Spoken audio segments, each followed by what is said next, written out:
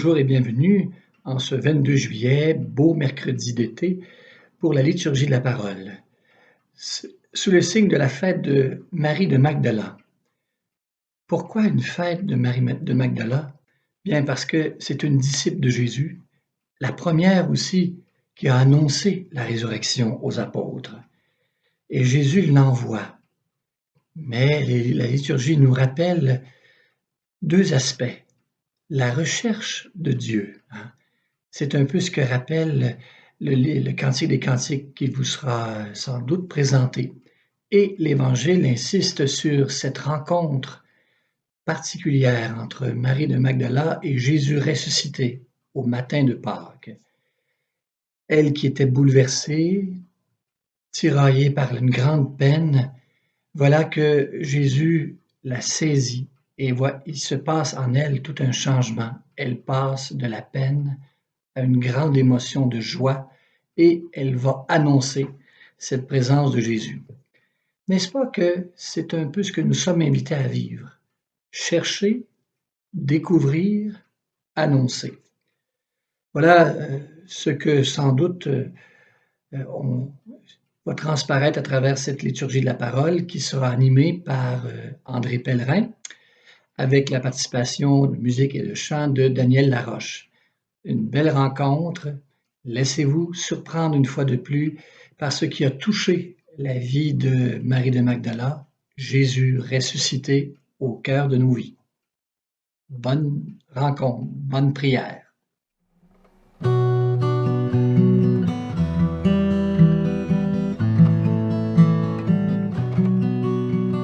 Écoute la voix du Seigneur, prête l'oreille de ton cœur, qui que tu sois, ton Dieu t'appelle, qui que tu sois, il est ton Père, toi qui aimes la vie, ô toi qui veux le bonheur, réponds en fidèle ouvrier de sa très douce volonté.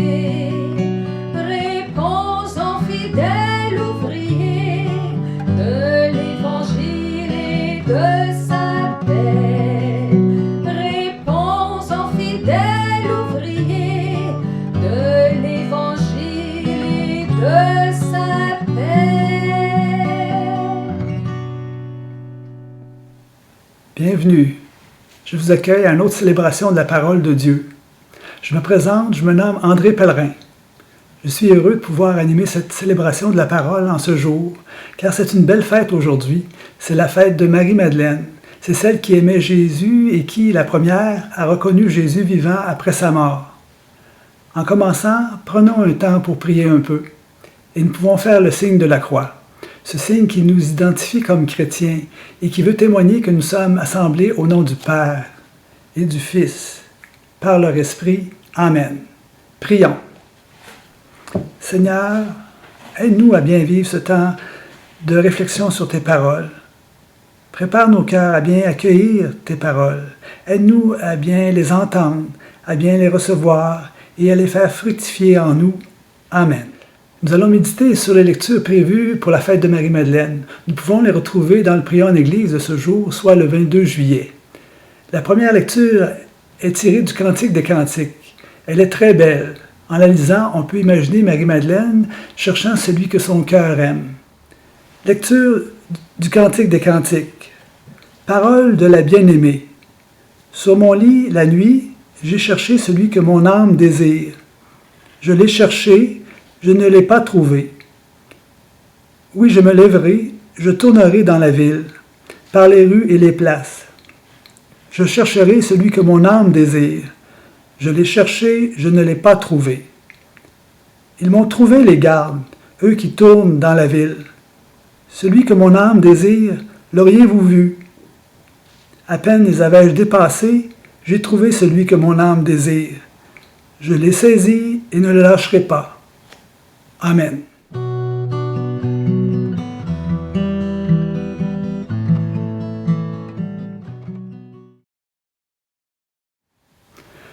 Je vais vous conter une histoire en lien avec la première lecture. car ça parle d'une femme qui, par son amour, recherche quelque chose qui la ferait vivre. Voici.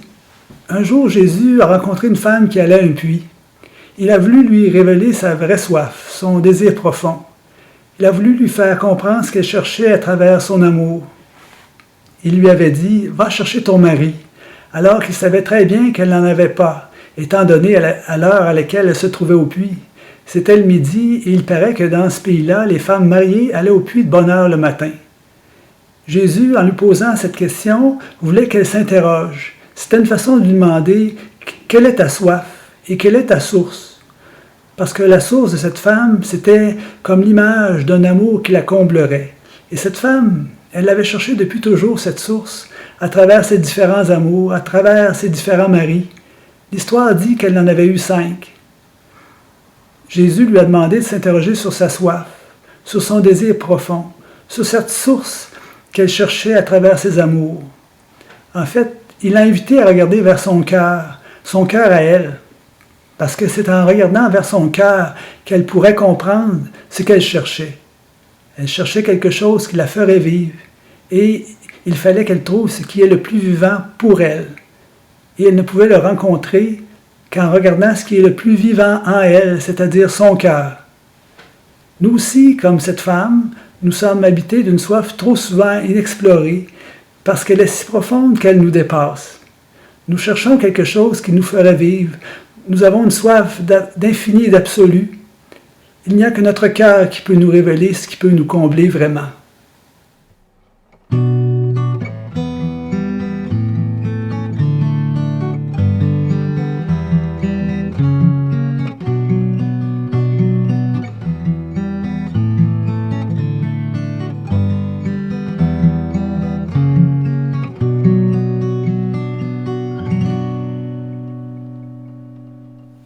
Nous sommes rendus à la deuxième lecture, celle du psaume. Aujourd'hui, nous devons lire des passages du psaume 62. Je voudrais dire ici que ce serait important que les paroles de la Bible puissent nous rejoindre, c'est-à-dire qu'il faut qu'elles parlent à notre cœur. Et lire les psaumes, ça doit être comme faire une prière qui vient de notre vécu et de notre cœur. En méditant le psaume d'aujourd'hui, j'aimerais que l'on se demande quelle est notre plus grande soif.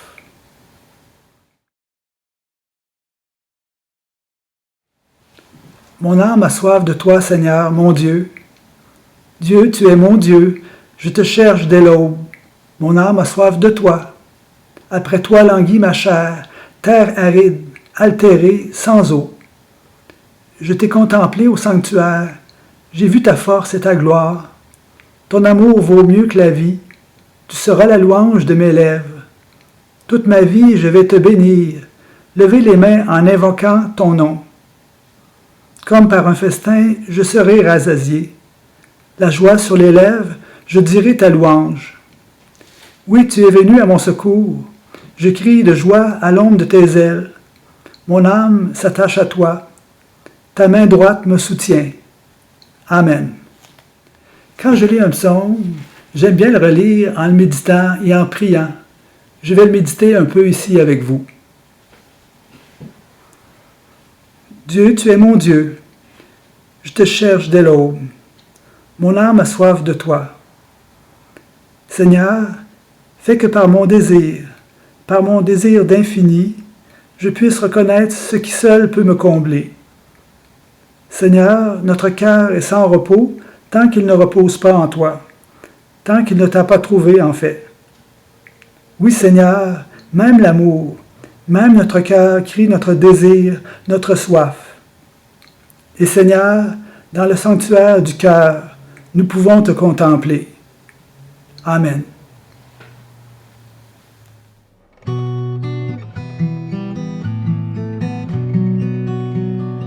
Alléluia, Alléluia, Alléluia, Alléluia, Alléluia, Alléluia, Alléluia, Alléluia.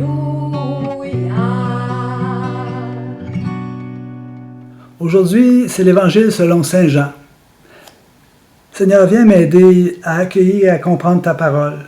Viens m'aider à la mettre en application et à la proclamer comme il faut. et fais qu'elle porte du fruit en nos cœurs. Amen. Évangile de Jésus-Christ selon saint Jean. Le premier jour de la semaine, Marie-Madeleine se rend au tombeau de grand matin. C'était encore les ténèbres.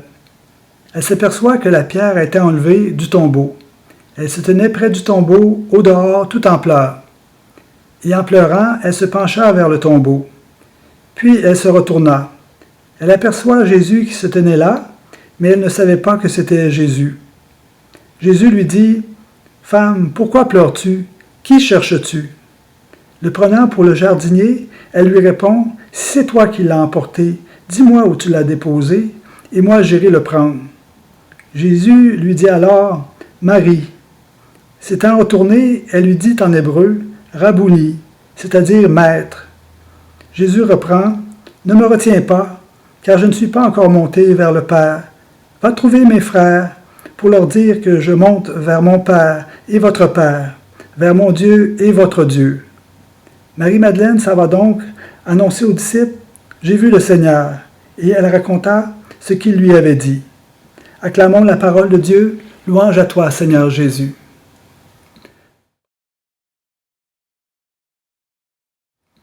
Prenons un temps maintenant pour méditer sur l'Évangile. Qui cherches-tu? Ce sont les premières paroles de Jésus ressuscité à Marie-Madeleine. Cette question prépare Marie à sa rencontre, car il fallait qu'elle prenne conscience du vide et du manque qui l'habitait. Il fallait qu'elle comprenne le vide de son cœur pour qu'elle puisse rencontrer ce qui peut la combler. Il y a un événement de la vie de Jésus que j'aime beaucoup et que je voudrais citer ici. Il est dit que juste avant l'agonie de Jésus, il y eut une réception en son honneur. À cette occasion, il y avait une certaine Marie. Était-ce Marie-Madeleine? Ce n'est pas important de le savoir. Ce qui est important ici, c'est le message que Jésus lui a dit. Et ça aurait pu être dit à n'importe qui, parce que dans le fond, ce message, il doit trouver écho en nous d'abord. Bon, cette Marie, lors de cette réception, avait versé sur les pieds de Jésus un parfum précieux, un parfum de grand prix. Et suite à ce geste, Jésus lui a dit en définitive, « Tu dois garder ce parfum pour mon ensevelissement. » En disant ces paroles, c'est comme s'il l'invitait à lui apporter au tombeau son parfum, ce parfum qui représente son amour, car c'est par amour qu'elle lui offre.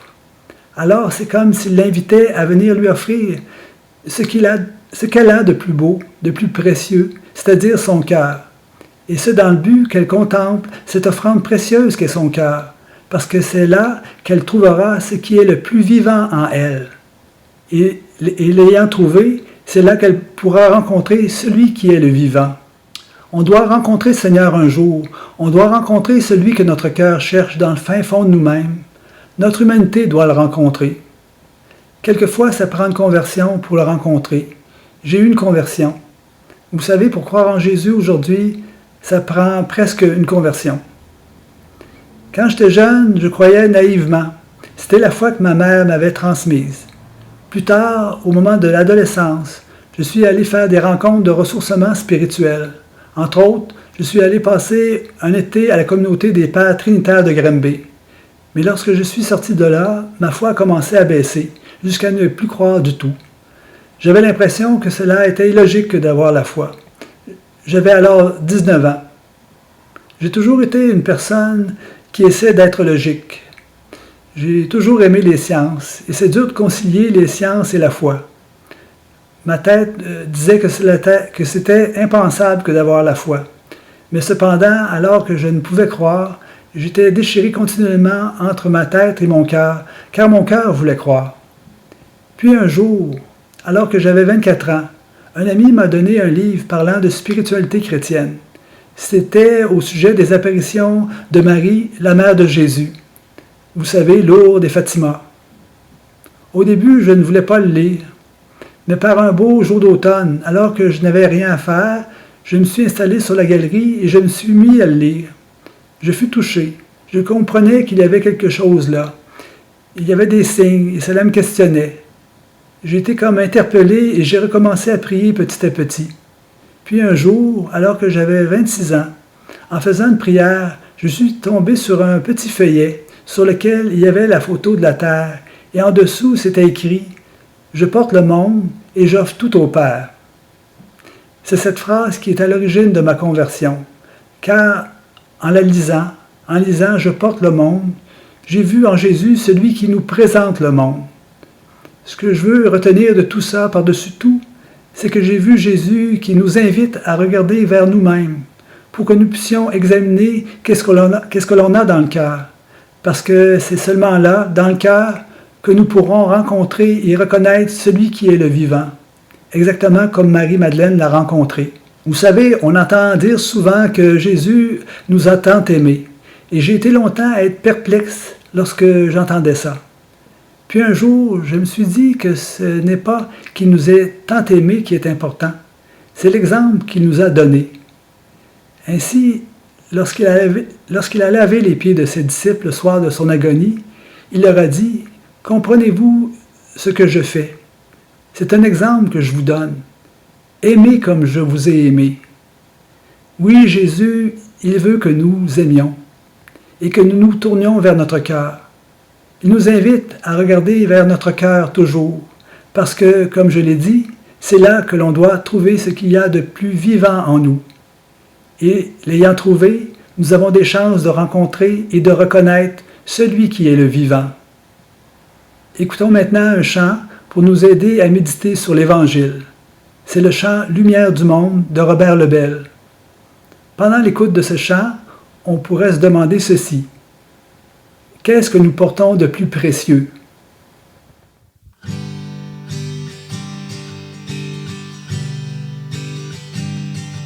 Celui que de nos yeux nous avons vu, celui que de nos mains nous avons pu toucher, celui que nos oreilles ont entendu, celui que dans nos cœurs nous avons rencontré, voilà celui que nous vous annonçons et qui a resplendi sur la terre où nous vivons. Lumière du monde, celle de la terre, soyons pour le monde visage de l'amour. Lumière du monde, Christ est lumière, soyons pour la terre le reflet de sa lumière au jour le jour.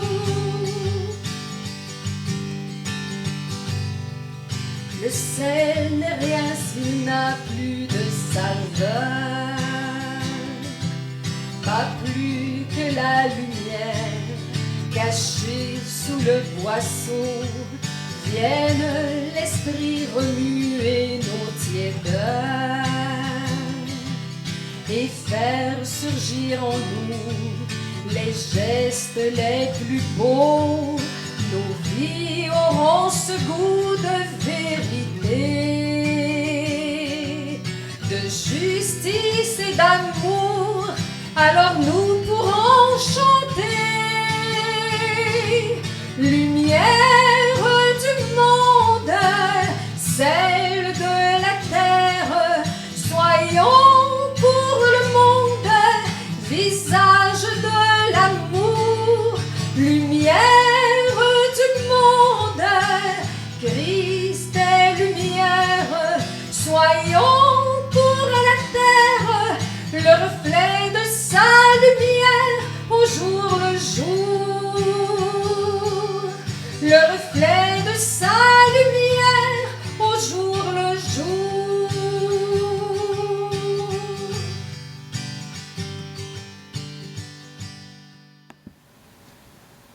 Prenons maintenant un temps pour prier. Nous allons prier avec la prière que Jésus nous a enseignée, le Notre Père. C'est une prière universelle et elle exprime tous nos besoins. Pendant que je la réciterai, vous pourrez vous recueillir pour demander au Seigneur ce qui peut vous combler.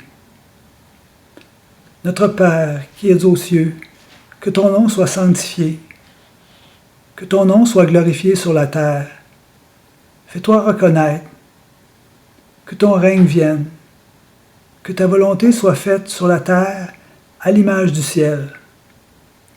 Donne-nous aujourd'hui ton pain, donne-nous de vivre selon ta vie. Pardonne-nous si nous refusons d'accueillir cette vie là où elle est. Et ne nous tiens pas loin de toi, mais délivre-nous de tout ce qui peut nous faire du mal. Aide-nous à avoir foi en ta vie. Aide-nous à te contempler en nos cœurs. Amen. Je voudrais dire ici quelque chose pour les jeunes. Je suis allé voir un spectacle à Québec sur les plaines d'Abraham où il y avait plus de 200 000 jeunes.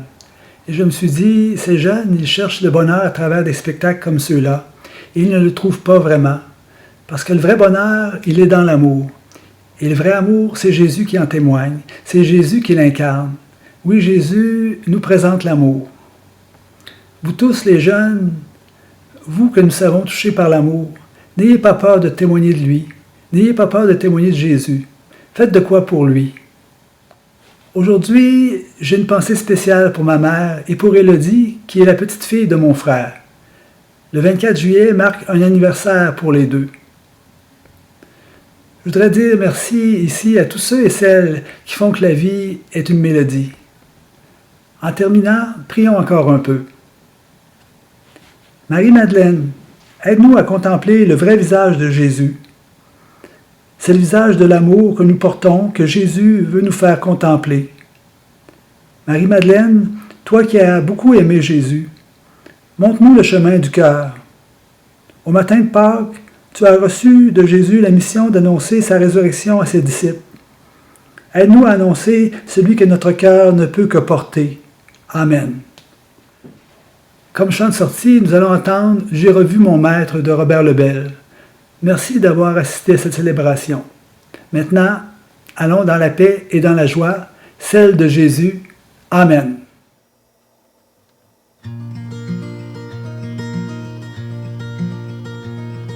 Suis parti de bon matin, apportant les aromates, et j'allais en grande hâte vers l'enceinte du jardin.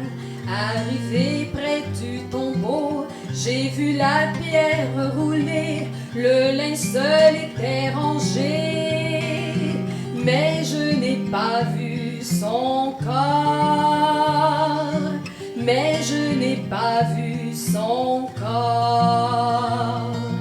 Alléluia, Alléluia, j'ai revu mon maître. Alléluia, Alléluia, il est vraiment ressuscité.